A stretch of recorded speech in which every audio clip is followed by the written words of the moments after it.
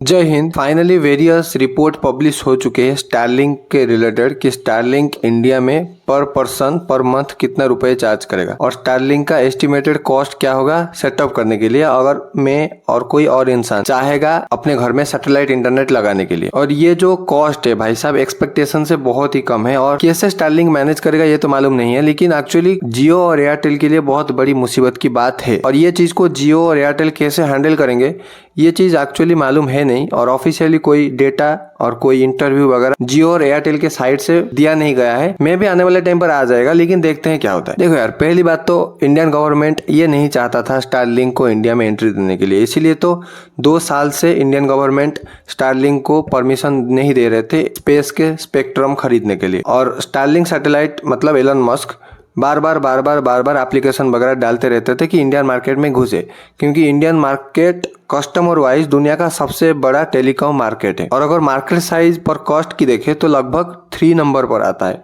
After USA and China.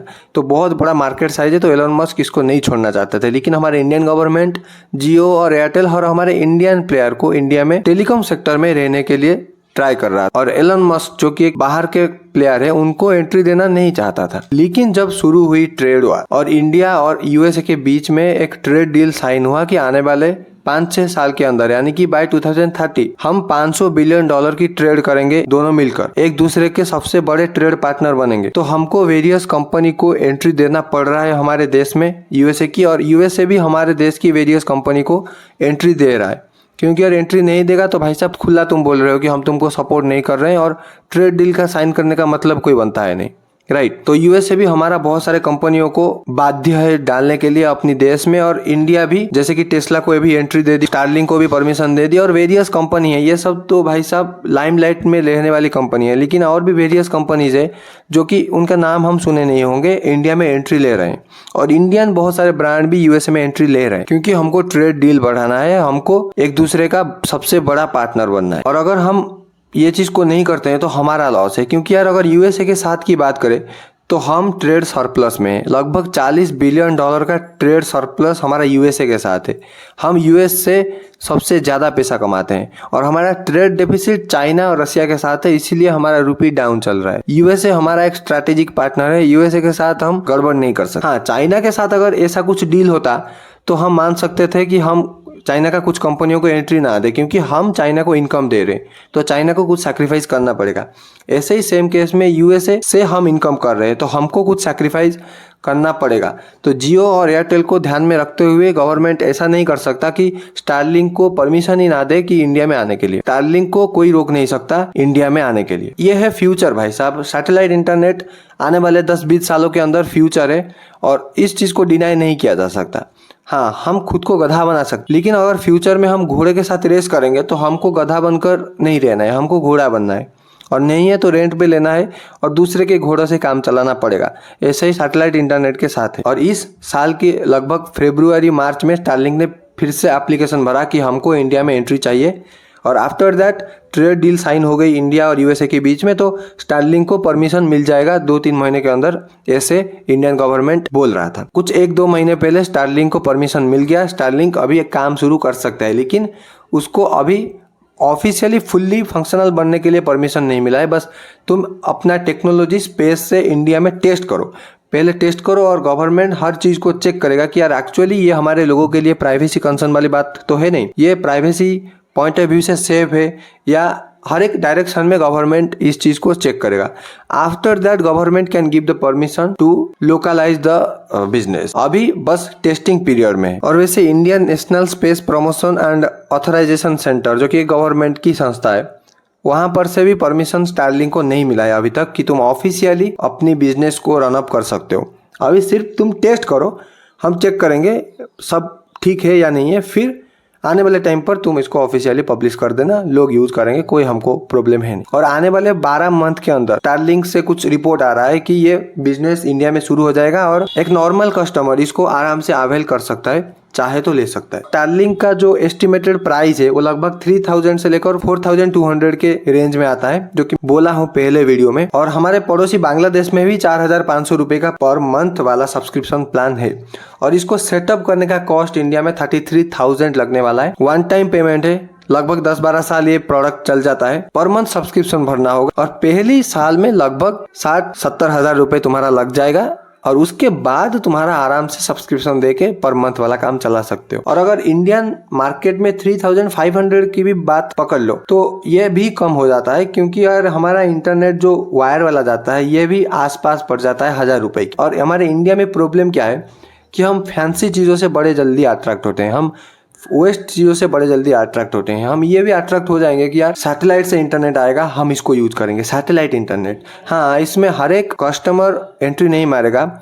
हम जैसे customer जो कि मिडिल क्लास है, 3000 रुपये अफोर्ड अगर कर भी सकते हैं तो पेमेंट नहीं करेंगे। यार 3000 रुपये क्यों इतना पैसा खर्च करें, वायर वाला ले लेते हैं, 700-800 रुपये का पड़ेगा, बाकी पैसा कोई हमारा अदर काम में लग जाएगा। लेकिन जो एलाइट कस्टमर है, जो कि टॉप 1% लोग हैं, उनका ये सब कंसर्न नहीं है। उनका ठीक है, हम सैटेलाइट इंटरनेट यूज़ करेंगे और इसका एक बड़ा फ़ायदा ये है कि उसका एक ट्रैवल पैकेज में मिलता है जिसको तुम आराम से कहीं पर लेकर जाकर भी यूज़ कर सकते हो, कोई प्रॉब्लम ऐसा होगा नहीं, राइट। उनके लिए सही होगा। लेकिन मिडिल क्लास लोग इसको मैक्सिमम लेंगे नहीं और स्टारलिंक का कोई ऐसा प्लान है भी नहीं कि हम पूरा इंडिया को कैप्चर करेंगे। अगर तुमने मेरा पिछला वीडियो देखा है तो स्टारलिंक का सिंपल एक प्लान है कि हमको 1 मिलियन कस्टमर चाहिए, यानी कि 10 लाख कस्टमर चाहिए अपना ब्रेक इवन पॉइंट को कैप्चर करके प्रॉफिट में रहने की। और हमको टॉप 1% कस्टमर चाहिए, हमको कोई पूरा देश नहीं चाहिए कि हम पूरे देश में फैल जाए। और अगर टॉप 1% कस्टमर को भी ये उठा ले तो जियो और एयरटेल को इतनी ज़्यादा फर्क पड़ेगा नहीं कि यार हमारा कस्टमर ले गया। जियो और एयरटेल के पास मिला के 100 करोड़ कस्टमर है और उसमें से 1-2 करोड़ अगर स्टारलिंक ने ले लिया, और ले भी जाएगा क्योंकि यार एक फैंसी चीज़ है और इंडियन लोग जिनके पास पैसा है वो फैंसी चीज़ से अट्रैक्ट होते हैं। और अगर मेरे पास भी पैसा होता मैं तो ट्राई भी करता कि यार एक्चुअली स्टारलिंक इंटरनेट कैसे काम करता है, और मैं उसका एक परमानेंट कस्टमर भी बन जाता। ऐसे ही सब होते हैं, हमारे पास पैसा नहीं है। अगर पैसा होता तो हम उसको अवेल कर सकते थे। हमारा GDP per capita income 2600 rupees only है, तो हमको हर एक चीज़ देखकर चलना पड़ता है। जो मेजोरिटी ऑफ इंडियन है अभी भी जियो, एयरटेल, बीएसएनएल, वोडाफोन आइडिया के पास रहने वाले हैं। कोई ऐसा प्रॉब्लम वाली बात नहीं है। हाँ, 2-4 मिलियन कस्टमर इधर उधर हो जाएंगे। मैं भी जो टारगेट है 1 मिलियन का, वो 5 मिलियन तक चला जाए या 10 मिलियन तक चला जाए, ऐसे कोई खास फर्क नहीं पड़ने वाला है अगर ब्रॉड रेंज में देखूँ तो। और फन फैक्ट वाली बात यह है कि जियो और एयरटेल के स्टोर में स्टारलिंक का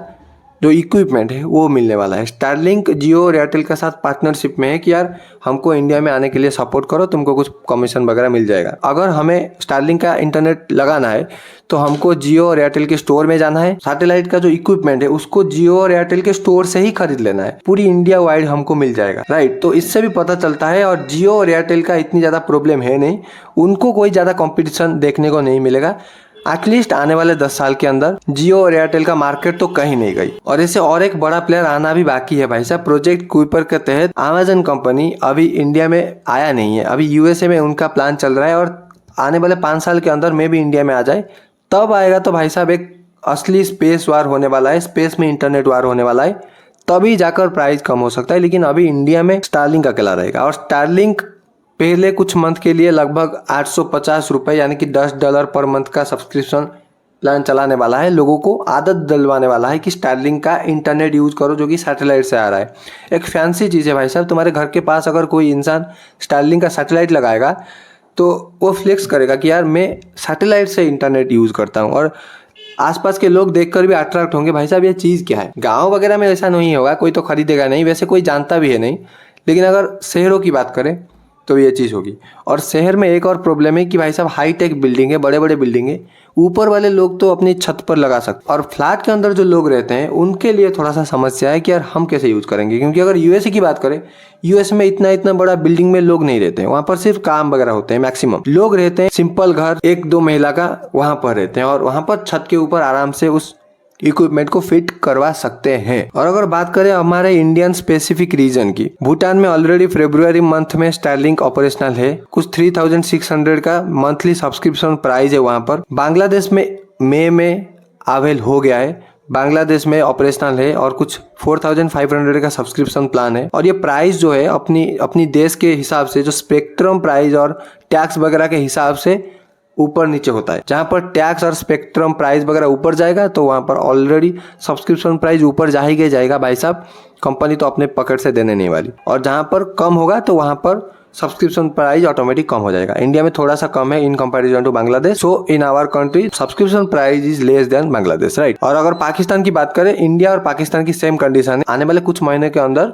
ऑपरेशनल होने की प्लान है। पाकिस्तान गवर्नमेंट भी एनओसी दे चुका है। मैंने इसके ऊपर भी एक वीडियो बनाया था, वहां पर भी लगभग 5,000 रुपए पर मंथ की सब्सक्रिप्शन प्लान है। ये इंटरेस्टिंग हुआ भाई साहब, इंडिया में स्टारलिंक सैटेलाइट जब लॉन्च होगा कितना लोग लेंगे या नहीं लेंगे। और जियो एयरटेल जो मान के बैठे हैं कि हमारा कोई कंपटीशन डायरेक्टली है नहीं, ये देखने वाली बात होगा ये एक्चुअली पॉसिबल होगा या नहीं होगा। जियो और एयरटेल का डायरेक्ट कस्टमर स्टारलिंक ले पाएगा या नहीं ले पाएगा, या क्या होने वाला है। और जल्दी से जल्दी अमेज़न एंट्री मारेगा। यूएसए के बाद शायद इंडिया में फोकस कर ले, तब फाइट होगी भाई साहब एलन मस्क और जेफ बेजोस के बीच में, 2 बिलियनियर के बीच में। और एलन मस्क 1 नंबर पर, जेफ बेजोस 2 नंबर पर।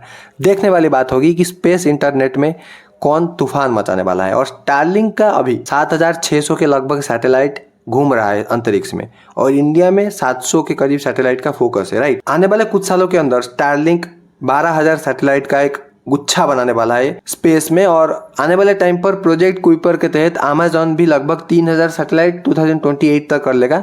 और देखो, इन दोनों कंपनियों के पास अपना अपना स्पेस कंपनी है। स्टारलिंक के पास स्पेसएक्स है और अमेज़न के पास ब्लू ओरिजिन है। तो इनका कॉस्ट पर सैटेलाइट लॉन्च बहुत ही कम हो जाता है, क्योंकि ये बेस प्राइस पर ही सैटेलाइट को लॉन्च कर देते हैं। तो इन दोनों के बीच में एक फेयर कंपटीशन है, देखते हैं क्या होता है। और गवर्नमेंट ने जियो और एयरटेल को एक प्रपोजल दिया है कि यार तुम भी शुरू करो स्पेस में इंटरनेट वगैरह भेजने के लिए, सैटेलाइट कनेक्शन वगैरह शुरू करने के लिए चेन बनाओ। अगर चेन नहीं बनाओगे तो बहुत पीछे रह जाओगे। और जियो एयरटेल इस बारे में कुछ रिप्लाई वगैरह नहीं दिए हैं। ये भी हो सकता है स्टारलिंक और जियो और एयरटेल के बीच में कॉन्ट्रैक्ट वगैरह हो गया हो, कुछ सालों तक तुम सैटेलाइट कनेक्शन की इंटरनेट शुरू नहीं करोगे, हमारा प्रोडक्ट को इंडिया में फैलाओ। या इनका कोई प्लान भी नहीं है सैटेलाइट में इंटरनेट वगैरह शुरू करने की। देखते हैं क्या होता है आने वाले टाइम पर। ये चीज आने वाले टाइम पर ही कंफर्म होगा कि यार एक्चुअली इंडियन मार्केट में सैटेलाइट इंटरनेट कैसे परफॉर्म करता है। और ये जो 3,000 प्राइस ब्रैकेट है, ये 4,000 पकड़ लो, 4,000 के आसपास रहने वाला है। 4,000 पर मंथ की सब्सक्रिप्शन प्लान में लोग इसको लेंगे या नहीं लेंगे। और इंटरनेट जो है अनलिमिटेड है, ऐसा नहीं है कि कुछ जीबी कुछ टीबी तक यूज कर पाओगे, नहीं। देखने वाली बात है कि इंडियन कस्टमर का रिएक्शन कैसा होगा। देखते हैं क्या होता है आने वाले टाइम पर। Thank you so much for watching this video. This is Manoj this side, signing off.